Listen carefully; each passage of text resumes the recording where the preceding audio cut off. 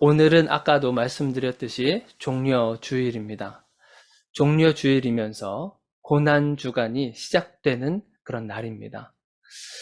종려주일이라고 하는 것은 뭐냐면 예수님께서 하나님의 뜻을 받아서 십자가를 지기 위해서, 그러니까 그 십자가는 죽음을 의미합니다. 죽기 위해서 예루살렘으로 들어가십니다. 예루살렘으로 가시는 그 과정 속에서 수많은 무리들이 함께 그 뒤를 따르게 되는데, 그 뒤를 따를 때 사람들이 두 손에 종려나무 가지를 막 흔듭니다. 흔들면서 환영을 하는 거죠.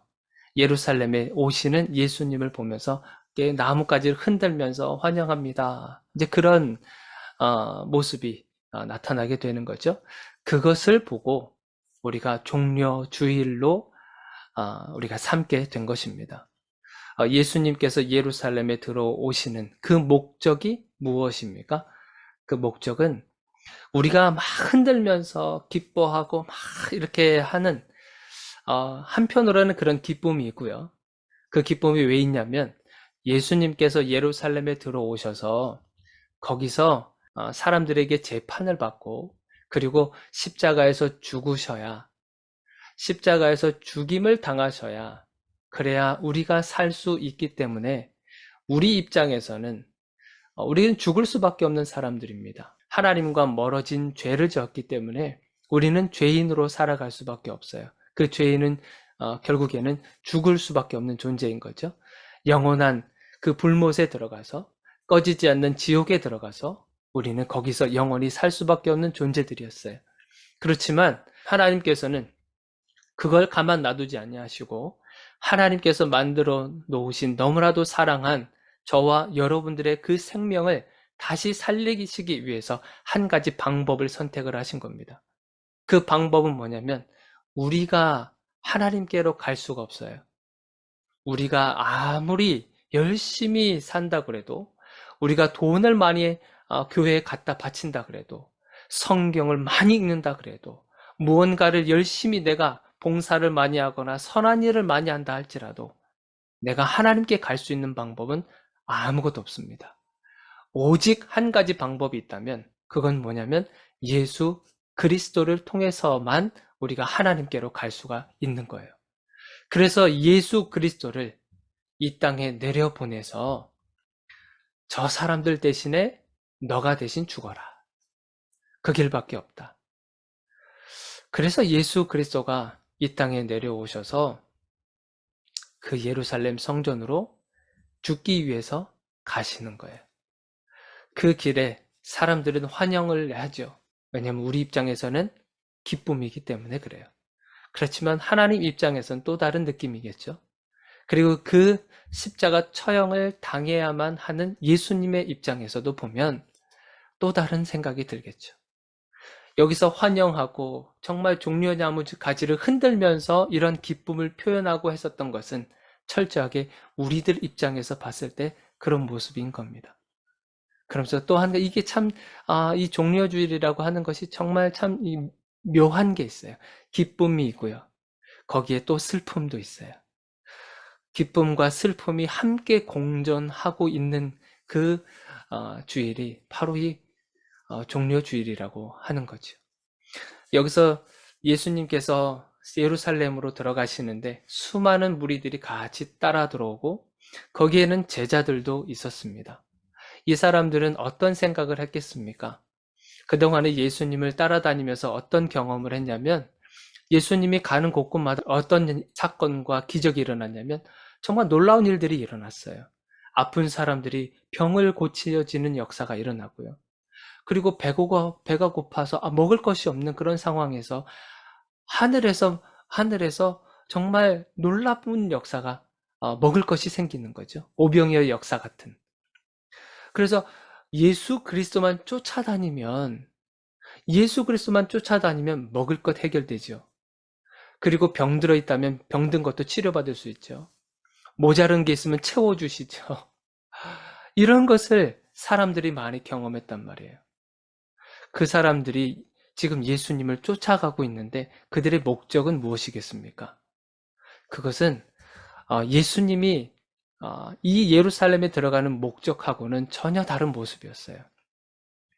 뭐냐면 이때 당시 예수님이 살아계셨던 이때 당시는 로마가 통치하고 있었던 그런 시대였습니다.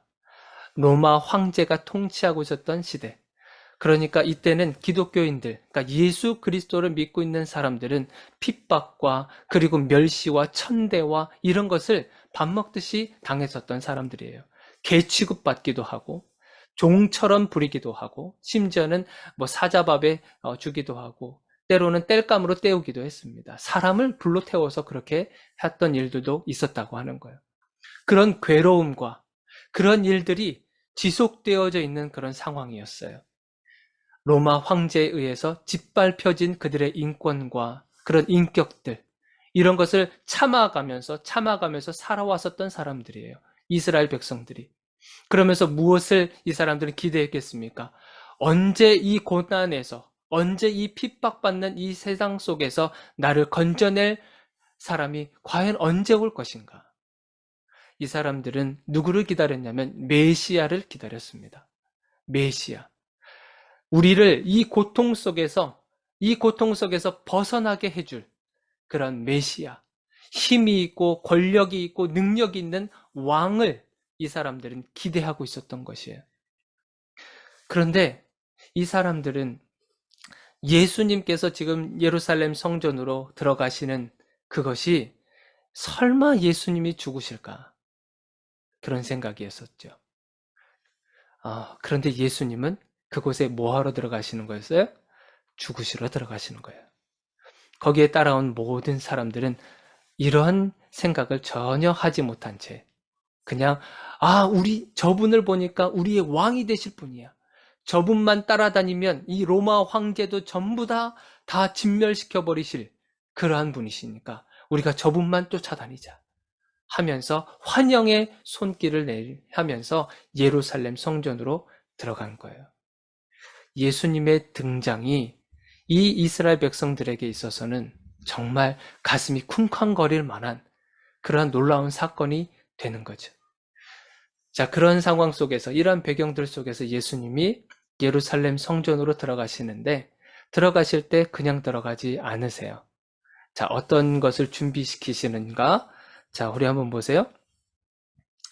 자, 21장, 오늘 본문 말씀 1절부터 3절을 한번 보시면, 예수님께서 예루살렘 성전을 이제 앞두고 2명의 제자를 보냅니다.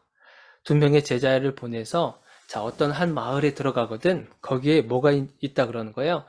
나귀와 그리고 나귀 새끼가 아마 메어져 있을 것이다. 그 메어져 있는 나귀와 나귀 새끼를 나에게 풀어서 나에게로 데리고 와라.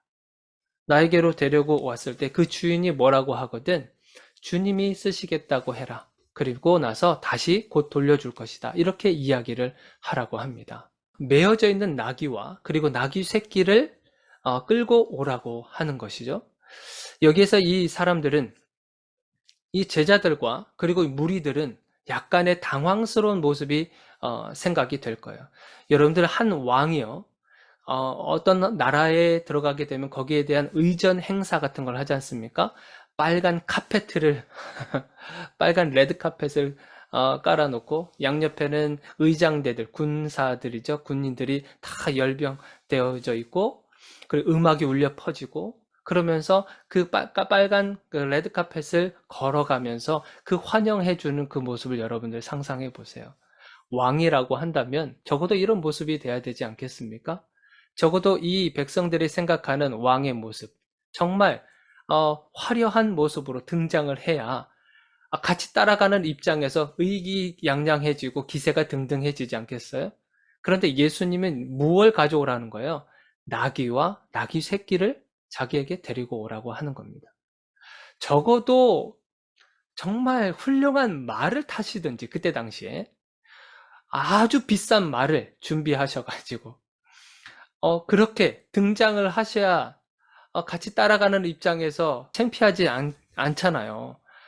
그런데 예수님은 나귀와 나귀 새끼를 가져오라고 합니다. 그런데 그것을 선택하신 이유가 있어요. 나귀를 왜 선택하셨는가? 그것은 한 가지 이유였습니다. 자, 그것이 뭐냐면 4절과 5절을 보세요. 이는 선지자를 통하여 하신 말씀을 이루려 하심이라. 누굴 통해서 하신 말씀을 이루려고 하신다는 거예요? 선지자. 선지자라고 하는 것은요, 이때 당시 하나님의 말씀을 자신이 듣고 그것을 그대로 대언하는 자들을 말하는 거예요. 그러니까 선지자들은 하나님의 말씀을 그대로 전하는 자들이에요. 그러니까 이 선지자가 글을 썼다라고 하면 그것은 누구의 말인 거예요? 하나님의 말씀인 거예요. 자, 그것이 어디에 기록됐냐면 5절을 한번 보세요. 5절. 시온 딸에게 이르기를 내 왕이 내게 임하나니 그는 겸손하여 나귀 곧 멍에 매는 짐승의 새끼를 탔도다 하라 하였느니라. 자, 이 말씀을 스가랴 9장 9절에 그대로 표현이 되어 있어요. 스가랴 선지자가 구약 시대 때 예수님이 오시기도 전이에요. 구약 시대 때 스가랴 선지자를 통해서 이 말씀을 예언하신 거예요. 그 말씀 예언한 것을 누가 지금 성취하고 있는 거예요? 예수 그리스도가 성취하고 있는 거예요. 말씀 그대로예요. 말씀 그대로. 자, 나귀 새끼를 탔다. 그는 겸손해서 나귀 곧 멍에에 매는 짐승의 새끼를 탔다. 그것을 이루시기 위해서 예수님은요, 말을 선택한 게 아니에요. 그리고 자신이 어떤 뭔가 이런 겸손한 것을 드러내기 위해서 예수님이 이렇게 한 것이 아니라 말씀대로 하기 위해서 나귀를 선택한 것입니다. 말씀대로 하기 위해서. 그래서 나귀 새끼를 타는 거예요. 자, 예수님은 이 땅에 오셔서 하신 것은요, 여러 가지 일들이 있습니다. 굶주린 자에게 가서 먹을 것을 주시기도 하고요. 병든 자에게 가서 그 병을 낫게 하시기도 하고요. 그리고 온 집안에 예수님께서 복음을 전파하셔서 그들로 다시금 돌아오게 하는 역사도 일어났고, 물이 포도주가 되는 역사가 일어나기도 했어요. 그러니까 예수님이 이런 많은 일들을 하셨는데, 그 하셨던 그 일의 목적이 무엇이냐면 단 한 가지입니다. 그 뭐냐면 하나님의 뜻을 이루는 것이에요. 하나님의 뜻을 이루는 것이 예수님의 삶인 거예요. 예수님의 처음과 끝, 모든 것이 뭐냐면 하나님의 뜻을 이루어 가시는 것. 그것이 예수님의 삶이에요. 그래서 요한복음 6장 38절에 이런 말씀이 있습니다. 내가 하늘에서 내려온 것은, 그러니까 예수님이 처음에는 하나님과 함께 하늘에 계셨죠? 자, 그런데 하늘에서 내려오셨다고 그래요. 내려오셨다고 하는데 그 이유는 뭐냐면 내 뜻을 행하려 함이 아니다. 나를 보내신 이의 뜻을 행하려 합니다. 나를 보내신 이가 누구예요? 하나님이시잖아요. 하나님의 뜻을 이루기 위해서 내가 이 땅에 내려온 것이다. 그러니까 예수님은요, 항상 아버지 되시는 하나님을 생각하셨던 거예요. 그분의 뜻을 이루기 위해서 이 땅에 내려오셨다고 하는 겁니다. 그냥 저 높은 곳에 계셔도 돼요. 저 높은 하늘에 계셔서 그냥 사람들의 영광만 받으시고 그렇게 하셔도 되는데 그렇게 하지 않으셨어요. 그 높은 보좌를 다 버리시고 이 땅에 내려오셨어요. 내려와서 하신 게 뭐예요? 사람들에게 박수 받으신 거예요? 사람들에게 칭찬받는 겁니까? 예수님을 향해서 예수님이 인기가 높아지기 위해서 자신의 기적을 행하시고 마술과 같은 사람들을 현혹시켜서 자신이 인기를 얻기 위해서 이 땅에 내려오신 거예요? 아니에요. 철저하게 예수님은 하나님의 뜻을 이루기 위해서 내려오신 겁니다. 그것이 예수님의 삶이셨어요. 그래서 예수님은 그 나귀를, 말씀을 성취하기 위해서 그 나귀를 가져오라고 명령하십니다. 사람들은 참 의아해 했겠죠? 그 훌륭한 말도 아니고 그냥 나귀라고 하는 거예요. 나귀는 그때 당시에 이동수단으로 사용했었던 짐승이잖아요. 물건을 싣기도 하고 그렇게 사용받았었던 나귀인데 그 나귀를 데려오라고 한 겁니다. 자, 그러면서 6절부터 8절까지 한번 보세요. 6절부터 8절을 보니까 제자들이 그래서 갔어요. 가서 예수님 말씀하신 대로 나귀와 나귀 새끼를 끌고 왔어요. 그리고 그 중에 누구에게 이 안장을 씌웠을까요? 안장도 없어요, 사실은. 자신들의 겉옷을 벗어서 그 나귀, 어른 나귀가 아닙니다. 한 번도 짐을 지어본 적 없는 새끼 나귀예요. 새끼 나귀의 등에다가 자신들의 겉옷을 올려놓고 거기에 예수님을 태우는 그런 장면이에요. 예수님이 새끼 나귀의 등에 올라탔을 때 여러분들 상상이 되십니까? 한 번도 짐을 져본 적이 없어요, 새끼 나귀는. 조금 더 성장하고 커야 힘이 어느 정도 버텨질 만큼 해야 그 다음에 짐을 싣고 그렇게 활동을 하는데 새끼 나귀는 그냥 어미만 쫓아다니는 그런 나약한 존재인 거잖아요. 그런데 예수님의 몸무게가 적어도 성인 32살 이 정도 됐었을 때면 32살, 33살 이 정도 됐었을 때면 성인의 몸무게가 대충 여러분들 상상이 되시죠? 적어도 60kg 이상은 되지 않겠습니까? 그 정도의 몸무게를 버텨야 돼요, 이 새끼 나귀는. 근데 한 번도 짐을 져본 적이 없단 말이죠. 그러면 예수님을 딱 등에, 등에 태웠어요. 그러면 새끼 나귀가 어떻게 하겠습니까? 중심도 제대로 못 잡을 수 있고요. 그리고 기세등등하게 그 예루살렘 성전에 뛰어들어가겠습니까? 비틀비틀거리면서 들어가겠죠? 그 모습을 보면서 사람들은 얼마나 비웃었겠어요. 그 속에서. 그런데도 사람들은 그 나귀 새끼에 예수님을 안치고 그리고 예루살렘 성전으로 들어갑니다. 예루살렘 성전 안에 많은 사람들이 또 기다리고 있었죠. 그 안에서는 사람들 나귀 새끼를 타고 오는 예수를 바라보면서 막 비웃기도 하고 했겠죠. 그러나 예수를 따라갔었던 그 무리들은 예수님을 향해서 종려나무 가지를 흔들면서 예수님을 환영하고 있는 거예요. 그러면서 뭐라고 부릅니까?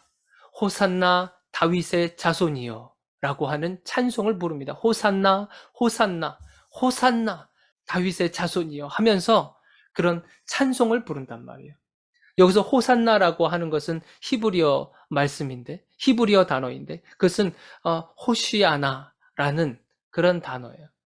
여기서 호시아는 예수와 구원을 뜻하는 단어이고, 나라고 하는 것은 지금이라고 하는 뜻합니다. 그러니까 지금 구원하소서라고 하는 뜻인 거예요. 지금 구원하소서, 호산나 하면서 사람들이 찬송을 부르면서 그렇게 나오고 있는 장면을 봅니다.